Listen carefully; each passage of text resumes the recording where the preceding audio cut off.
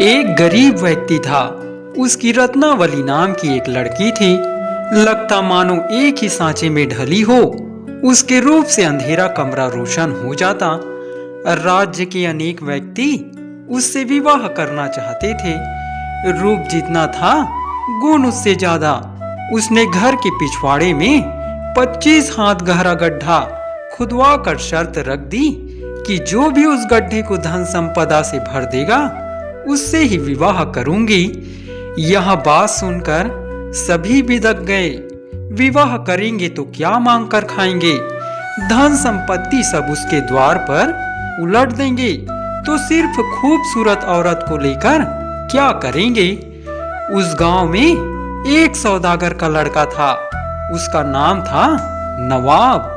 वह अनाथ था, आगे अघाना पीछे पगा, बस उड़ता फिरता। रत्नावली का रूप देखकर वह पगला गया।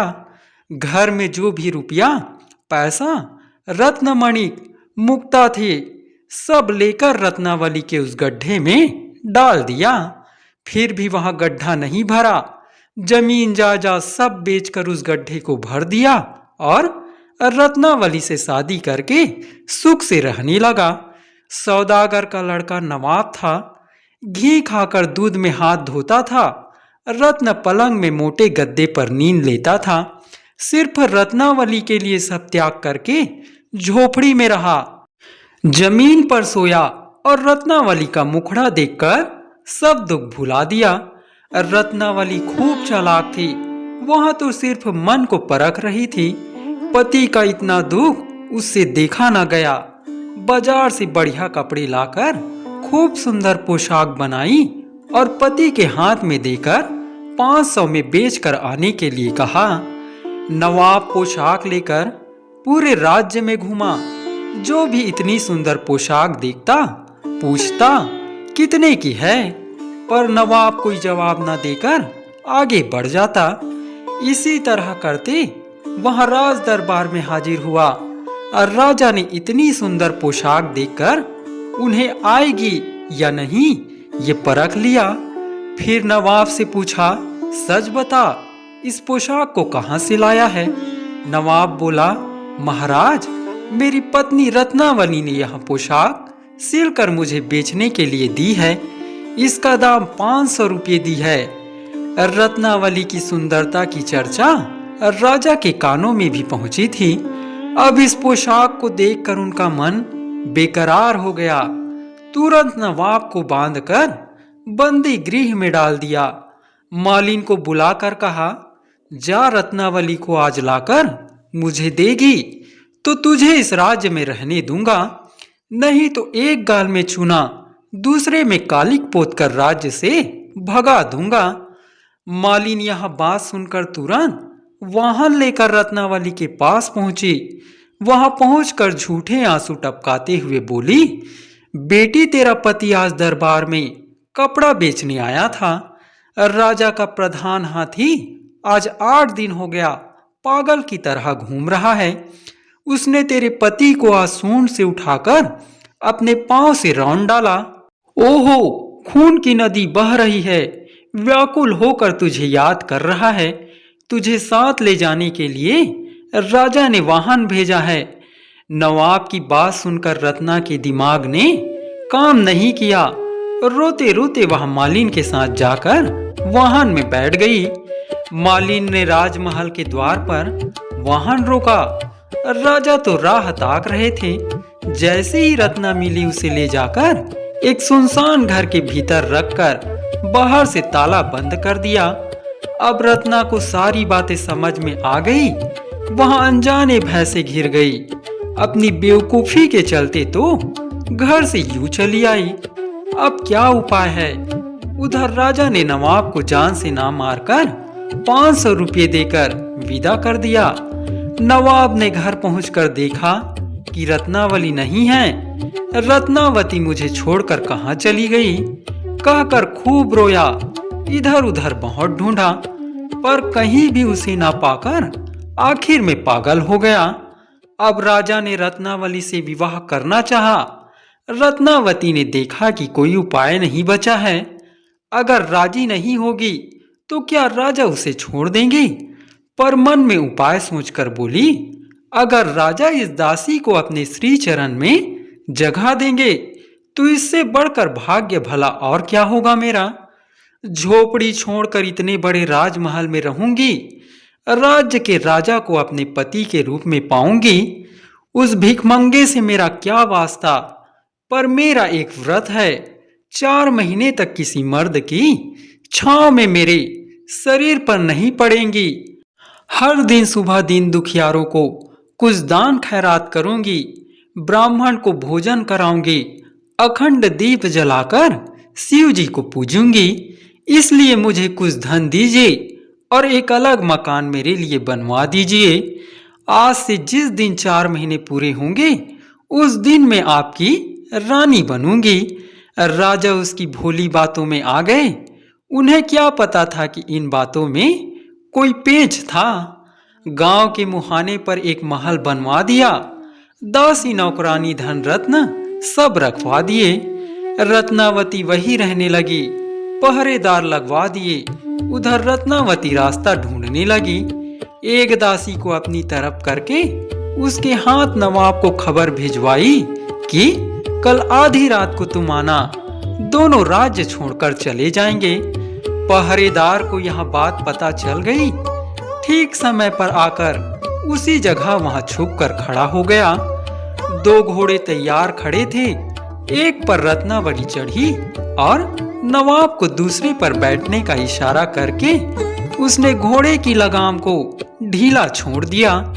नवाब घोड़े पर चढ़ने जा रहा था कि पहरेदार उसे ढकेलकर खुद घोड़े पर बैठकर घोड़े को चाबुक मारा। रत्नावती तो आगे बढ़ गई थी, इसलिए उसे कुछ पता नहीं चला। पाँव फटने तक वे उस राज्य से दूर एक दूसरे राज्य में पहुंच चुके थे। अब उसने लंबी सांस लेकर पीछे मुड़कर देखा तो उसका गला सूख गया। नवाब वहां नहीं था। पहरेदार उसका पीछा कर रहा है। आसमान से गिरे खजूर पर अटके। अब क्या करें? ठीक है, जो हो गया सो हो गया, आगे का देखना होगा। ऐसा सोचकर पहरेदार से बोली, इस विदेश में मैं एक अकेली स्त्री भला क्या कर सकती हूँ। चलो हम दोनों कहीं घर बनाकर साथ रहेंगे। इसी तरह बातें करते दोनों आगे बढ़ते रहे। सुनसान मैदान था, कहीं कोई घर नजर नहीं आ रहा था। रत्नावली बोली, भूख प्यास से मेरा बुरा हाल है, गांव घर का कोई नामो निशान नजर नहीं आ रहा है। तुम इस ऊंचे पेड़ पर चढ़कर देखो, शायद कोई गांव दिख जाए। पहरेदार घोड़े से उतरकर बड़ी मुश्किल से पेड़ पर चढ़ा। रत्ना ने देखा कि वहां तो लंगड़ा है। तब झट म्यान में से तलवार निकालकर उसके घोड़े पर वार किया और खुद अपना घोड़ा दौड़ाकर वहां से चंपत हो गई। पहरेदार पेड़ पर चढ़कर उसे देखता रह गया। उस राज्य के राजकुमार और मंत्री का लड़का दोनों दोस्त थे। दोनों में इतना मेल था कि दोनों के बीच से हवा भी नहीं गुजर पाती। दोनों साथ शिकार करने जा रहे थे। उसी समय देखा कि एक दिव्य सुंदरी घोड़े पर बैठकर सरपट भागी जा रही है। दोनों उसके पीछे घोड़ा दौड़ाने लगे। मंत्री का लड़का आगे बढ़कर रास्ता रोककर खड़ा हो गया। उसके रूप को देखकर दोनों विभोर। राजकुमार बोला, मित्र, यह युवती सिर्फ मेरे लिए है। मंत्री का लड़का बोला, कैसे? मैंने उसे पहले पकड़ा है, इसलिए यह मेरी है। तब दोनों में लड़ाई होने लगी। दोनों का झगड़ा देखकर रत्नावती बोली, सुनो, मैं जम्बू देश की राजकन्या हूँ। मेरे लायक कोई वर न मिलने के कारण अपना मनपसंद वर खूब ढूंढने निकली हूँ। किस्मत से तुम दोनों से भेंट हो गई। तुम दोनों तो सुंदरता में एक से बढ़कर एक हो। अब मैं किसे वरण करूं? फिर भी जो बुद्धि और बल से श्रेष्ठ होगा मैं उसे वरमाला पहनाऊंगी। मैं अपना यह रत्न अंगूठी इस कुएं में डाल रही हूँ। जो उसे पहले लाकर मुझे देगा मैं उससे शादी करूंगी। इतना कहकर उसने अंगूठी निकाल कर कुएं में डाल दी। राजकुमार और मंत्री का बेटा दोनों अपनी पगड़ी पोशाक निकालकर कुएं में कूद गए। उधर चालाक रत्ना ने क्या किया कि दोनों के घोड़ों का कत्ल कर दिया। मंत्री के लड़के की पोशाक में आग लगा दी और राजकुमार की पोशाक खुद पहनकर अपने घोड़े पर चढ़कर वहां से उड़न छू हो गई।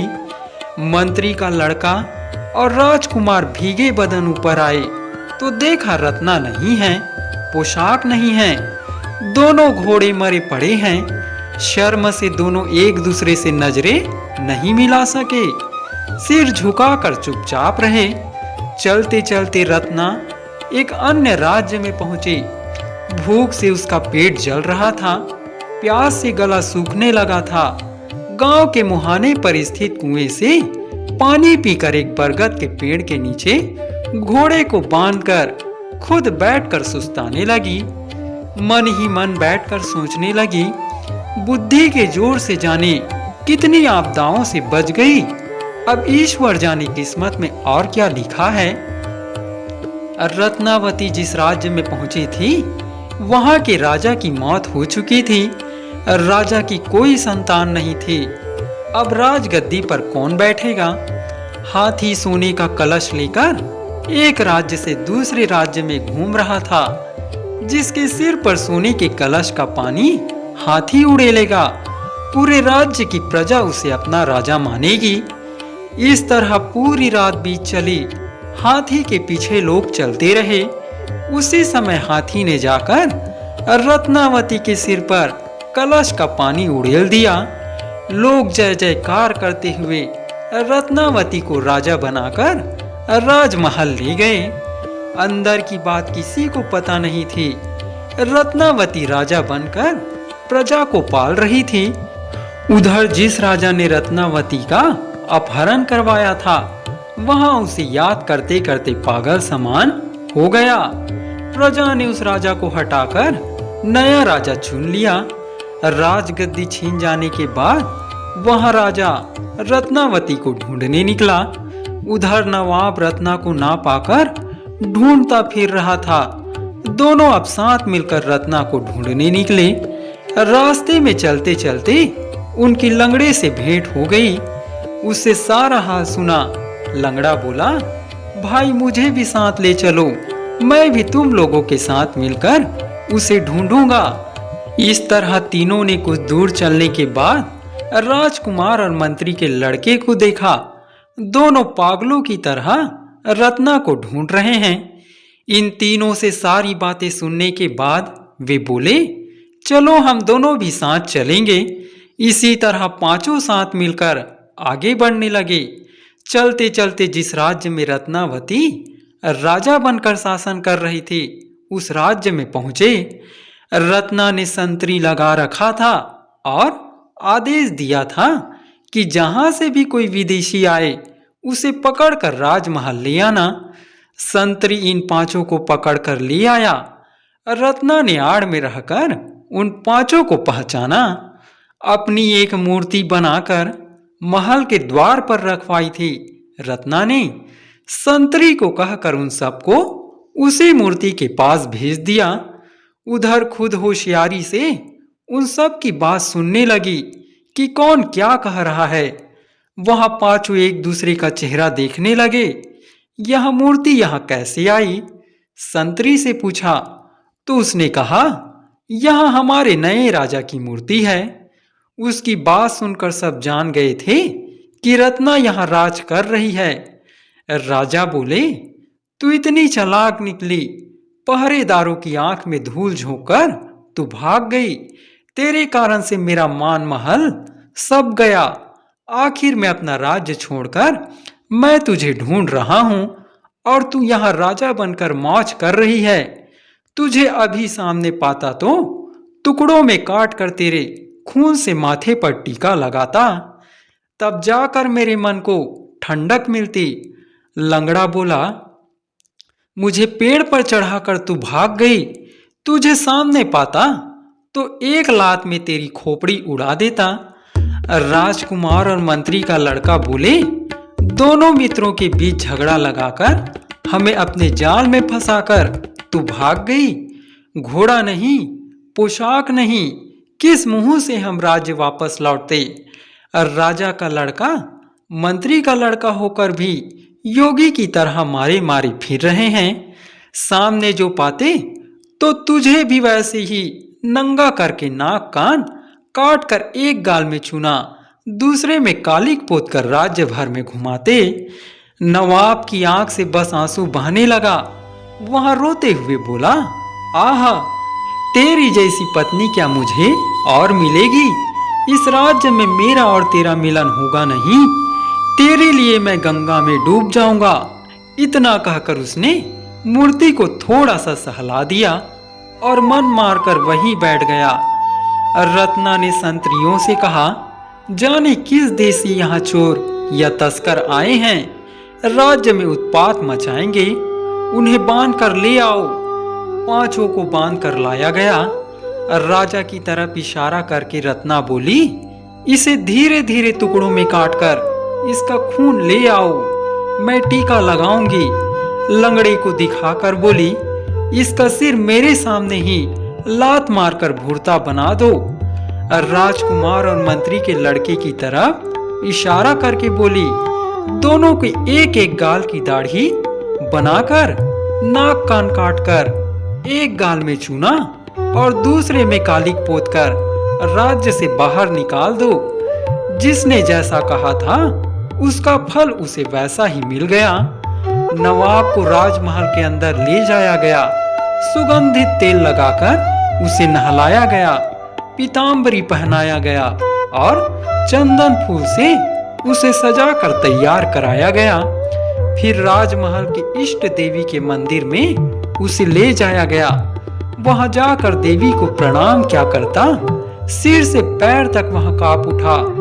अब उसका समय पूरा हुआ, उसे यही बलि दे दी जाएगी। मौत के समय लोग देवी देवता को याद करते हैं, पर नवाब बस रत्ना का नाम जपने लगा। तेरा चेहरा मैं देख नहीं पाया, मुझे क्यों छोड़कर चली गई। उसी समय रत्ना आकर उसके पैरों पर गिर गई। दिव्य वेशभूषा में थी रत्ना, सोना चांदी हीरे नीलम जैसे 8 रत्नों के अलंकार से उसका तन झिलमिला रहा था। नवाब को आगोश में लेकर बोली, ओहो, मेरे लिए जाने कितने दुख तुमने सहे। इतना कहकर अपने सिर से मुकुट निकालकर पति के सिर पर पहना दिया। उस दिन से नवाब उस देश का राजा होकर प्रजा को पालने लगा। दोनों सुख से राज करने लगे।